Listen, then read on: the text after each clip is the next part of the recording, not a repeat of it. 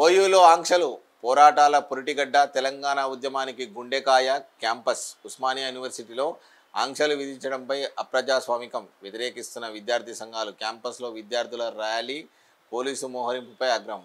ఇది ఇప్పుడు కాదు, తెలంగాణ ఉద్యమం నుంచి అక్కడ పోలీస్ క్యాంపెయినింగ్ అనేది నడుస్తుంది.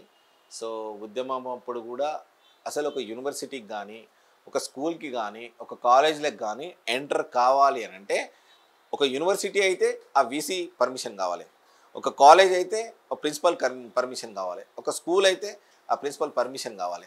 అటువంటి పర్మిషన్స్ తీసుకొని పోవాలి. ఈ మోరల్ ఎథిక్స్ లేని పోలీస్ డిపార్ట్మెంట్ కావచ్చు, గవర్నమెంట్ కావచ్చు, అట్లా పోతే కూడా మంచిది కాదు. అక్కడ విద్యార్థులు ఇప్పుడు ఏమైతే అంటే సింపుల్ థింగ్, ఏదైతే నువ్వు ఒక బాల్ తీసుకొని గోడకు ఎంతైతే స్పీడ్ తోటి కొడతావో మళ్ళీ అంతే స్పీడ్ తోటి వెనక్కి వస్తుంది. సో ఈ విద్యార్థుల పట్ల ఏ రకంగా ఉండాలనో కేసీఆర్ని అడుగురు చెప్తాడు రేవంత్ రెడ్డి గారు.